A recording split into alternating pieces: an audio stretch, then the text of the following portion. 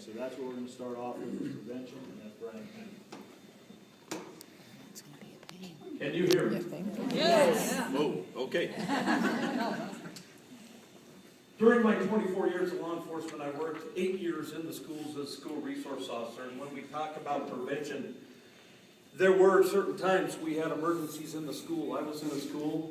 We had a lockdown with a shooter outside of the school. We went into lockdown. And we find that if we don't give people information to plan and practice, even in their mind, they panic. During this particular lockdown, we had a teacher in her classroom with her kids say, "I don't get paid enough for this," and she left the school. Yeah, they're all going, "Are you kidding me?" We need to talk now. But she's not a teacher anymore. We solved that problem. But the problem is here, she was never given this type of information to know what to do. You guys have so much responsibility already in your lives for the education, and now we're talking safety, and now we're talking a lot of safety. When we talk about life and limb and safety here, she didn't have that information. If we don't plan, we don't practice, and we don't think about these things, even for a little bit, we will panic. And at that point, the kids were left in the classroom in a lockdown by themselves until somebody thought, someone needs to tell us, and we were told. But those are the type of things that can happen if we're not prepared in our mind. When we look at prevention and the history of violence in schools, they started doing it. They did a study. And you can see they went from 74 to 99 and looked at 37 incidents of violence in schools.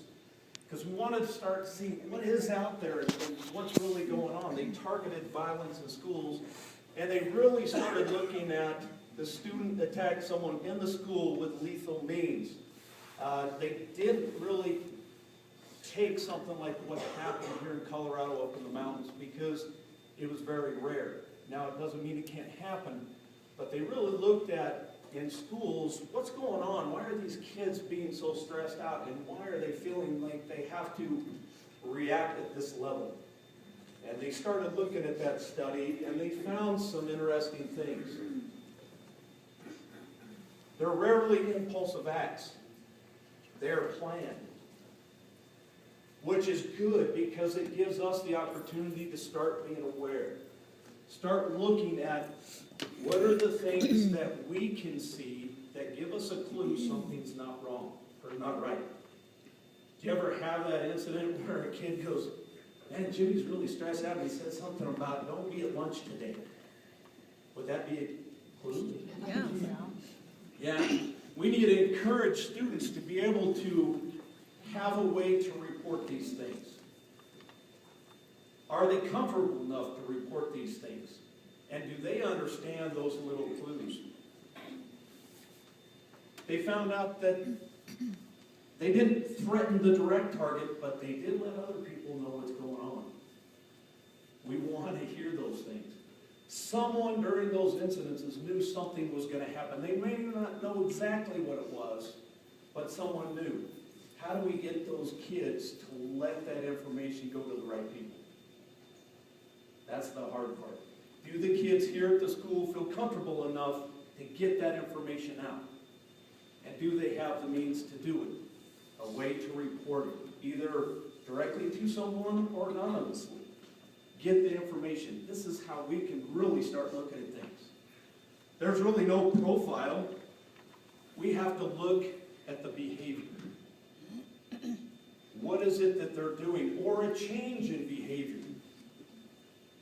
He's really good at class. He's always turning in his homework. Something in his life changes. He's not doing homework. She's not doing homework. She's not coming to school on time. All these little things start changing. Now, we know, as being in a school, you see that there could be so many things in that child's life. It could be something at home, a divorce. It could be a family member, a death, whatever that might be. It's affecting them. We got to start identifying that. Start listening and saying, what are they really saying here? What is it that's changing in this child's life?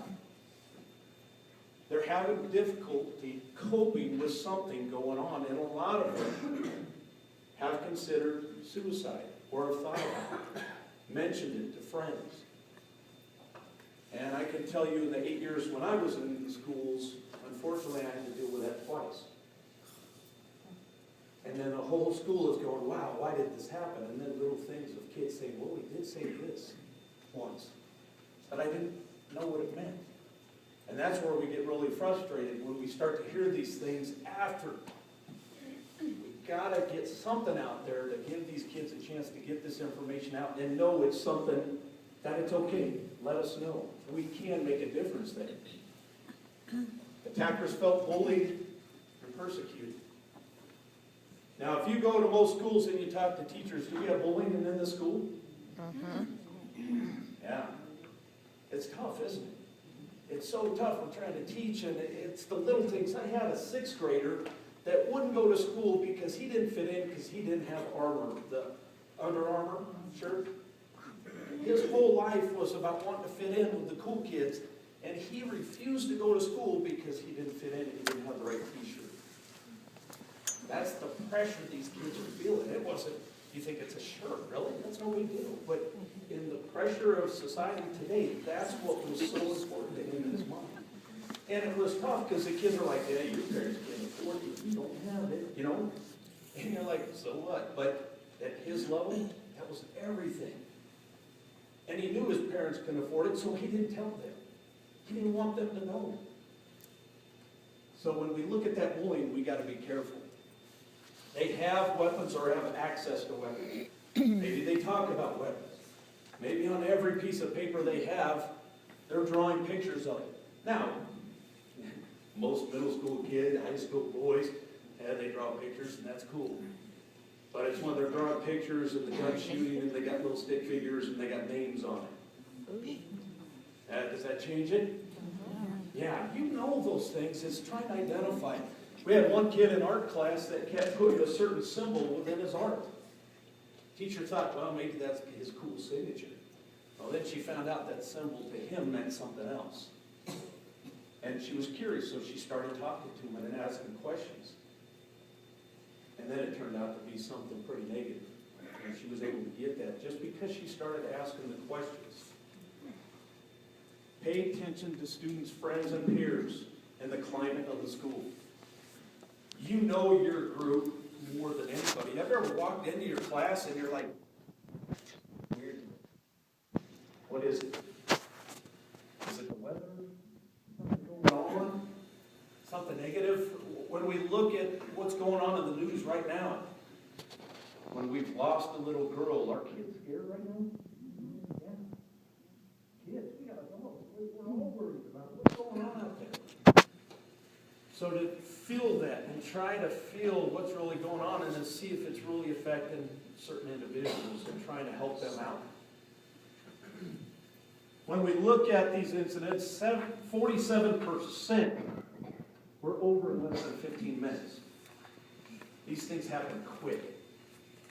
So to give you a plan on what's going on and what you can do and how to react is our goal here today.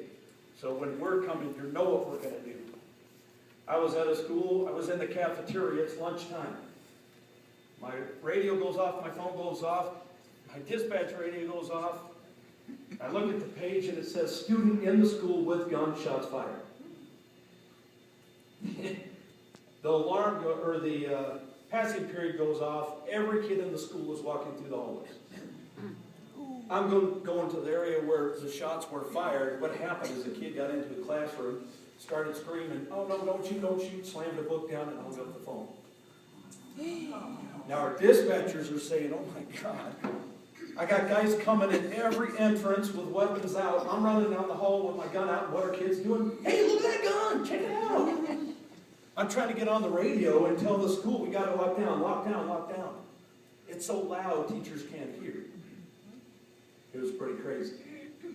We were able to lock down, get everybody out, search the school, do some little investigation, and found out we're okay. But in that first 5 minutes, people are asking questions. Why? What's going on? Can you explain why in 5 minutes? I got to let people know if we say lockdown, you say okay.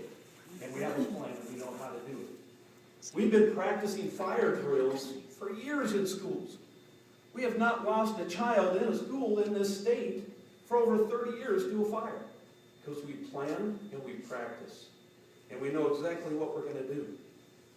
But when we talk about violence, we have lost more kids in this state of violence than we have a fire.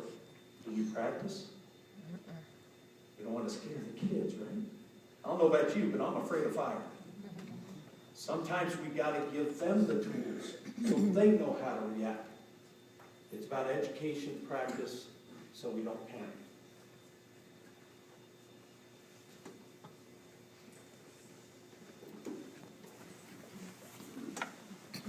All right, Brian just went through prevention to give you guys kind of some ideas of what we're going to talk about later. I believe they're going to do a safety survey. Is that right? Are you going to do this after that? We did a safety survey of the facility about 2007. I have a copy of that here, and we are always willing to come back, look at what changes have been made, and then look at it again, because things change every year, so that is something available. The safety plans too? Yes. Yes. Okay. So we're always willing to do that. When we talk about that study that Brian was talking about, the United States Secret Service study on targeted school violence, that looked at what we call insider violence, okay? Somebody who belonged at the school and conducted that violence. The other kind of violence we talk about is outsider violence, okay? Somebody who has no business being at that school and does something, okay? The prevention of those two, as you can already see in your minds, is somewhat different, okay? The insider violence, what Dr. Nicoletti, our department psychologist, always tells us, is insider violence can always be stopped by looking at behavior and communication, okay? Outsider violence can 99% of the time be stopped by locking your doors, okay?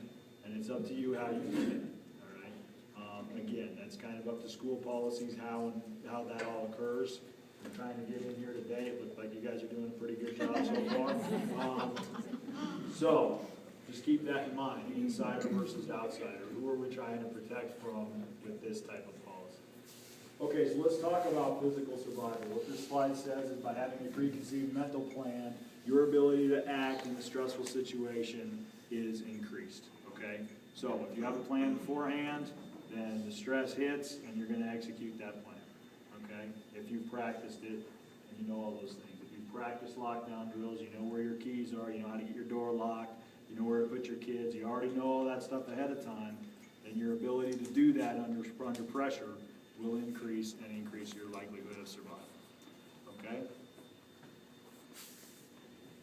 Psychological survival. This slide here is from the American Academy of the American Diagnostical Manual, the Diagnostic and Statistical Manual of the American Academy of Psychiatrists. There we go. I got that all out in one mouthful. Basically what it says is for somebody to be prone to post-traumatic stress disorder, 2 criteria must be met. First of all, that person or somebody very close to them must be involved in a life or death or perceived life or death situation. And then that person, the second criteria, is that person reacts to that exposure with intense fear, helplessness, or horror. Okay? So what that tells us is that a person's response during the incident makes them more or less likely to be a psychological casualty after the incident. Okay? So if somebody acts during the incident like they're part of the solution, then they will be more likely to survive psychologically after the incident.